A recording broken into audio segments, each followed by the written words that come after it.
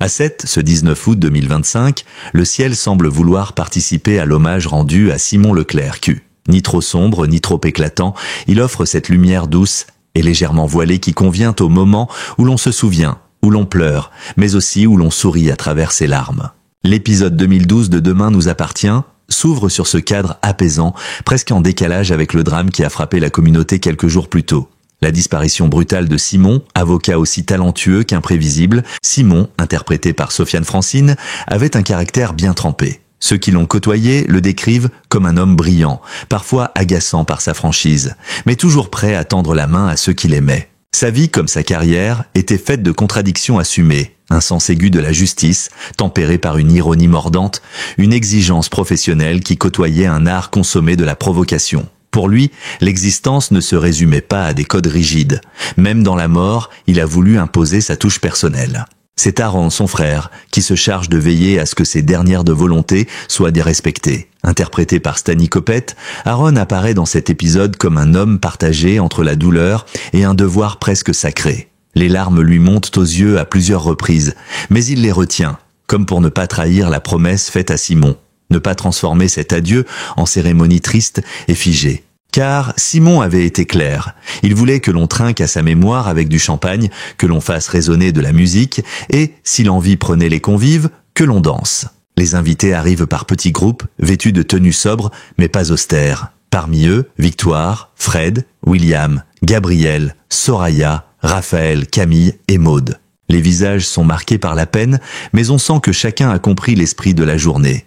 Il ne s'agit pas de pleurer indéfiniment, mais de célébrer ce que Simon a apporté à leur vie. Des éclats de voix plus joyeux se mêlent parfois au murmure des conversations. Quelques rires timides jaillissent, vite étouffés par le souvenir que l'on est ici pour dire adieu. Aaron, au centre de l'attention, prend la parole. Sa voix est légèrement voilée mais ferme. Il confie à Soraya et plus largement à l'Assemblée que sa relation avec Simon était faite de disputes incessantes, parfois pour des broutilles. On se chamaillait pour tout, même pour la cuisson des pâtes, lance-t-il avec un sourire nostalgique. Cette anecdote provoque un léger éclat de rire collectif, comme un souffle bienvenu dans l'atmosphère pesante.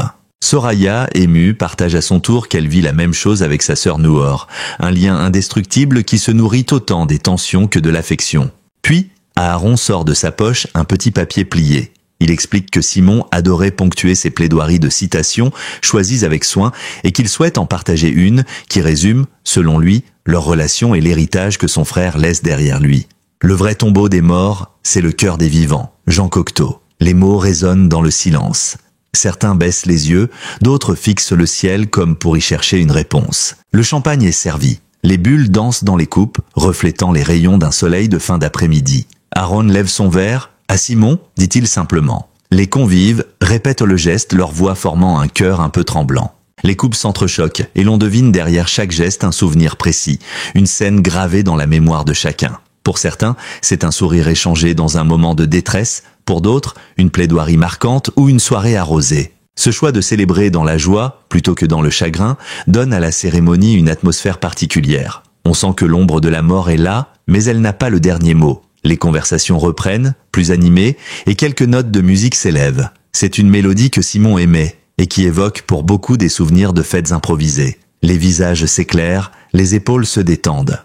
Pourtant, derrière cette façade apaisée, Aaron lutte intérieurement. Chaque éclat de rire, chaque verre levé, lui rappelle que Simon ne sera plus jamais là pour commenter, plaisanter ou râler. Mais il sait aussi que respecter ce dernier souhait, c'est honorer son frère dans ce qu'il avait de plus essentiel.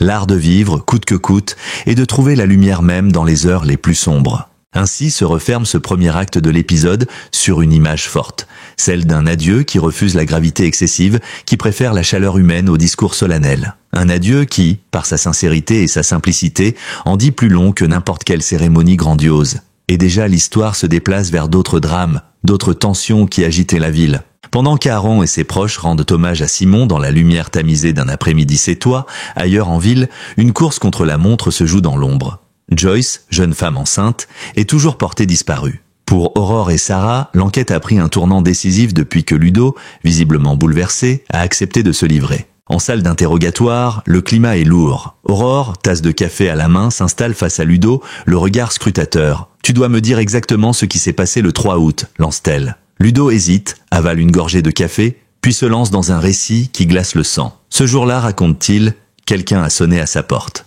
Pas de visage, pas de mots, juste un téléphone portable laissé sur le pas de la porte. En l'ouvrant, il découvre un message vocal.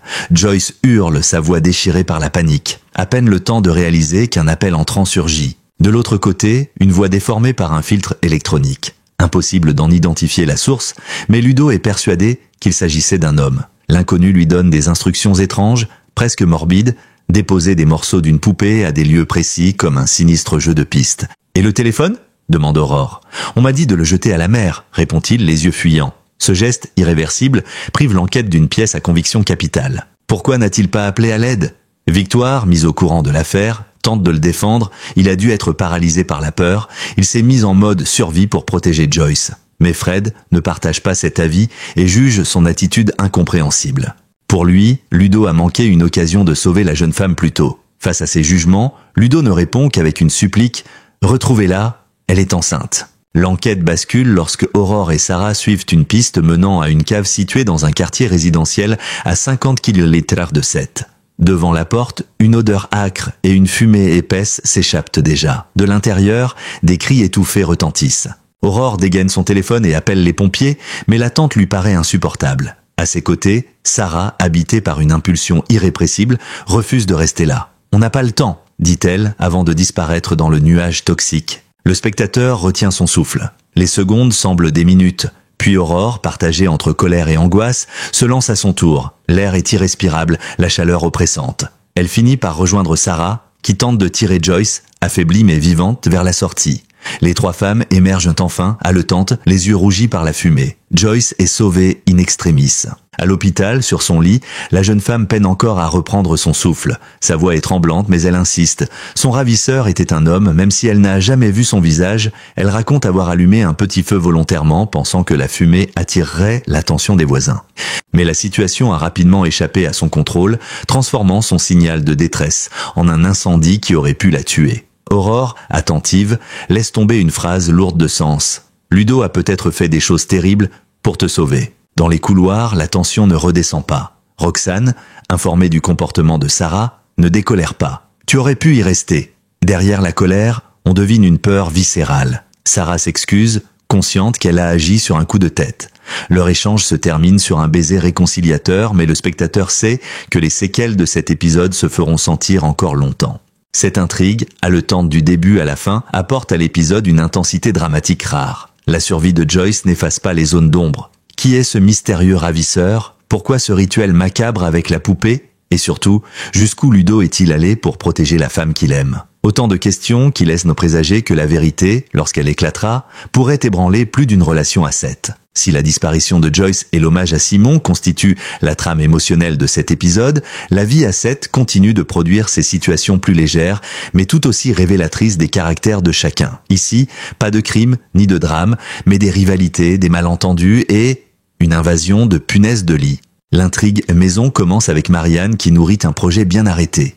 Déménagée, la praticienne, fatiguée de son logement actuel, rêve d'un espace plus lumineux, plus spacieux, à la hauteur de ses ambitions. Elle appelle Chloé pour l'accompagner à une visite, mais celle-ci décline poliment. Ses obligations professionnelles la retiennent.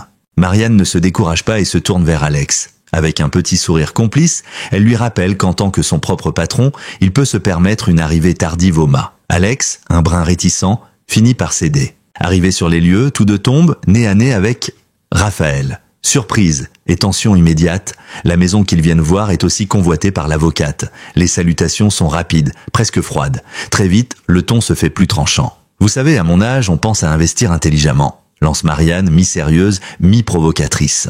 Raphaël réplique, sourire en coin, « C'est sûr qu'avec un bon salaire, on a plus de marge pour se faire plaisir. » L'agent immobilier, mal à l'aise, tente de détendre l'atmosphère. Mais les deux femmes poursuivent de leur joute verbale, chacune vantant ses atouts financiers et personnels pour décrocher le bien. Le spectateur, amusé, reconnaît là la marque de fabrique de la série. Mêler humour et rivalité dans des situations ordinaires. Pendant ce temps, à quelques rues de là, une autre bataille se joue, bien plus prosaïque mais tout aussi irritante, celle contre les punaises de lit. Nordine, en quête d'un peu de confort pour son appartement, avait récemment récupéré un fauteuil trouvé dans la rue. L'objet semblait en parfait état, mais l'illusion ne dure pas. En sortant pour acheter du pain, il remarque que des meubles déposés à proximité portent un panneau rouge bien visible, « Punaise de lit ». Soudain, tout s'éclaire. Les démangeaisons que Gabriel attribuait aux moustiques pourraient bien avoir une toute autre origine. De retour chez lui, Nordine partage sa découverte avec Manon. L'air catastrophé, il lui explique que le fauteuil qu'il a ramené est probablement infesté. Manon, déjà exaspérée, pose les mains sur ses hanches. « Je t'avais dit de ne pas ramener des trucs de la rue ». Mais au-delà de la colère, elle redoute surtout que la nouvelle arrive aux oreilles de ses parents. C'est hors de question qu'ils sachent ça. Ils n'attendent qu'un prétexte pour critiquer cet appartement, tranche-t-elle. S'ensuit une scène digne d'une comédie domestique. Les deux colocataires se lancent dans une mission de désinfection improvisée. Produits ménagers, gants, sacs poubelles, rien n'est laissé au hasard. Pourtant, la panique affleure, et si les punaises s'étaient déjà propagées ailleurs? Nordine insiste pour prévenir Gabriel, persuadé que c'est un devoir. Manon refuse catégoriquement, préférant gérer la situation en interne, quitte à prendre des risques. Chez Gabriel, justement, l'humeur n'est pas meilleure. Le dos endolori, piqué à plusieurs endroits, il peste contre ce qu'il croit toujours être des moustiques. Lorsqu'il évoque la chaleur étouffante de l'appartement, il lâche cette pique. Ce n'est pas un sauna, c'est un four à pizza. Soraya, témoin de la scène, le reprend sur un ton taquin. « Tu es vraiment snob parfois, Gabriel ?» L'échange déclenche quelques rires, mais ne règle pas le problème de fond. Ces deux intrigues, bien que secondaires, jouent un rôle important dans l'épisode. Elles offrent aux spectateurs des respirations comiques et quotidiennes, tout en révélant les traits de caractère des protagonistes. La compétitivité assumée de Marianne et Raphaël, l'orgueil de Manon, la bonne volonté maladroite de Nordine, ou encore l'ironie désabusée de Gabriel. Autant de petites touches qui enrichissent la fresque collective de Demain nous appartient, où chaque habitant, du plus flamboyant au plus discret, contribue à la dynamique du récit. Si la journée à 7 a été rythmée par les drames et les imprévus, elle a aussi révélé la force et la fragilité des liens qui unissent les habitants. Dans cet épisode, certaines relations sont mises à rude épreuve, d'autres trouvent un souffle nouveau après un moment de tension, et toutes dévoilent la palette d'émotions qui fait battre le cœur de la série. Le moment le plus intense se joue entre Roxane et Sarah, quelques heures à peine après le sauvetage périlleux de Joyce. La scène se déroule dans un couloir de l'hôpital, encore imprégné de l'odeur de fumée.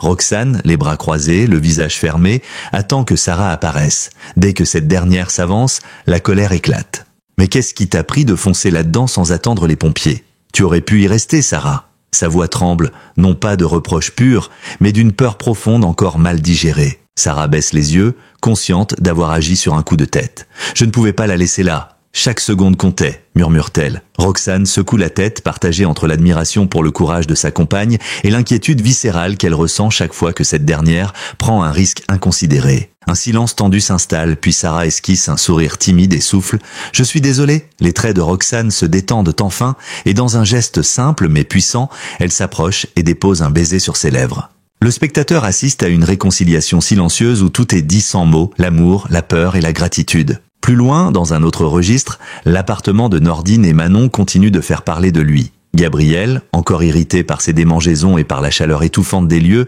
ne se prive pas d'une remarque cinglante. « Ce n'est pas un sauna ici, c'est un four à pizza ?» lâche-t-il avec un mélange d'agacement et de sarcasme. Soraya, qui se trouve là, ne laisse pas passer. « Tu sais que tu peux être vraiment snob parfois ?» réplique-t-elle avec un sourire ironique. L'échange se transforme rapidement en petites joutes verbales typiques de ces amitiés où la taquinerie est presque un langage affectif. Mais derrière l'humour, la journée reste marquée par la disparition de Simon. Aaron, en plein hommage, trouve un moment pour se confier à Soraya. Il parle de son frère avec une émotion contenue, évoquant leurs disputes incessantes. « On se chamaillait pour tout, même pour la cuisson des pâtes », raconte-t-il en riant doucement. Ce rire est teinté de nostalgie. Il sait que ces échanges, qu'il croyait alors insignifiants, lui manque déjà cruellement. Soraya, touchée, se reconnaît dans ce lien fraternel. Avec Noor, sa sœur, elle connaît la même dynamique. Des tensions régulières, mais un amour indestructible. Ces confidences, échangées presque à voix basse, ajoutent une profondeur humaine à l'épisode. Elle rappelle que, derrière les intrigues policières ou les situations cocasses, les personnages de Demain nous appartient portent en eux des histoires personnelles, faites de blessures, de souvenirs et de sentiments forts. C'est cette humanité, mêlée à la complexité des rapports, qui rend la série si prenante. Ainsi, que ce soit dans le feu de l'action, dans un couloir d'hôpital ou autour d'une conversation improvisée, les cœurs s'expriment à 7. Les reproches deviennent des preuves d'amour, les taquineries masquent parfois des inquiétudes et les confidences scellent des liens. Dans ce microcosme où tout le monde se croise et s'observe, chaque émotion prend une résonance particulière, comme si elle était amplifiée par la proximité des destins. En cette fin de journée, la lumière se fait plus douce sur Seth. Les ombres s'allongent, le vent marin apporte une brise légère, et dans un coin choisi par Aaron, famille et amis se rassemblent pour offrir à Simon l'adieu qu'il avait imaginé. Pas de cercueil entouré de sanglots étouffés, pas de discours funèbres interminables. Ce qu'il avait demandé, c'était un moment de joie, presque une fête. Un instant où l'on lève son verre, où l'on sourit à travers les larmes et où l'on se souvient de lui non pas comme d'un disparu, mais comme d'un éternel vivant. Les convives sont là. Victoire, Fred, William, Gabriel, Soraya, Raphaël, Camille et Maude. Les regards échangés trahissent un mélange complexe de tristesse et de gratitude. Chacun a son histoire avec Simon, chacun porte en lui un souvenir précis qui rend sa disparition plus dure à accepter. Mais tous partagent une volonté, honorer sa mémoire selon ses règles. Au centre, Aaron prend la parole. Il est debout, un verre de champagne à la main, et son visage, bien que marqué par la peine, affiche une sérénité qu'il a voulu préserver pour cette occasion. Simon n'a jamais aimé les adieux solennels, commence-t-il. Sa voix est ferme mais vibrante d'émotion. Il raconte quelques anecdotes, un procès où son frère avait inséré une citation décalée pour détendre l'atmosphère, un dîner où un débat passionné sur la cuisson des pâtes avait éclaté, ou encore ces soirées où, même après une journée éreintante, Simon trouvait toujours une raison de rire. Puis, Aaron sort une feuille froissée de sa poche. Il explique que Simon adorait ponctuer ses plaidoiries de citations choisies et qu'il souhaite en partager une qui lui semble résumer parfaitement l'homme qu'il était. Le vrai tombeau des morts, c'est le cœur des vivants. Jean Cocteau. Les mots tombent dans un silence respectueux, résonnant comme une promesse collective de ne jamais laisser le souvenir de Simon s'éteindre. Le champagne est servi. Les bulles s'élèvent dans les verres, attrapant les derniers reflets du soleil. Aaron lève le sien et dit simplement à Simon. Les autres l'imitent. Et un concert discret de tintements accompagne ce moment. Les regards se croisent, certains baissés pour contenir les larmes, d'autres tournés vers le ciel, comme pour envoyer un signe à celui qui n'est plus. Puis, la musique démarre. C'est une chanson que Simon aimait, celle qu'il avait expressément demandée pour ce jour. Quelques notes suffisent pour que des sourires apparaissent sur les visages. Certains se laissent aller à taper du pied, d'autres entament quelques pas de danse. La scène pourrait sembler incongrue pour un enterrement, mais elle incarne parfaitement l'esprit de Simon.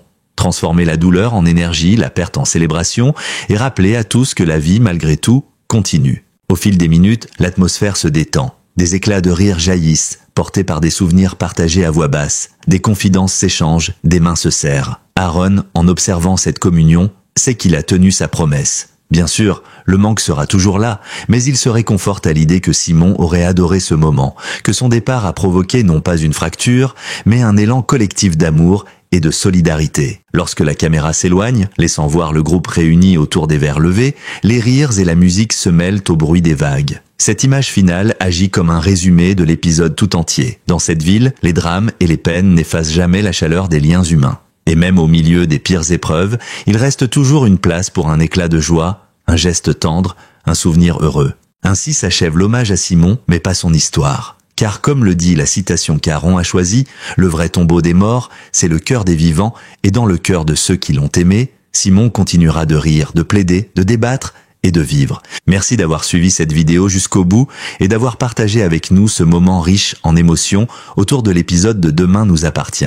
Votre présence et votre intérêt nous motivent à continuer de vous offrir des contenus toujours plus complets et captivants. N'hésitez pas à soutenir notre travail en vous abonnant à la chaîne, à liker la vidéo et à activer la cloche pour ne rien manquer des prochaines publications.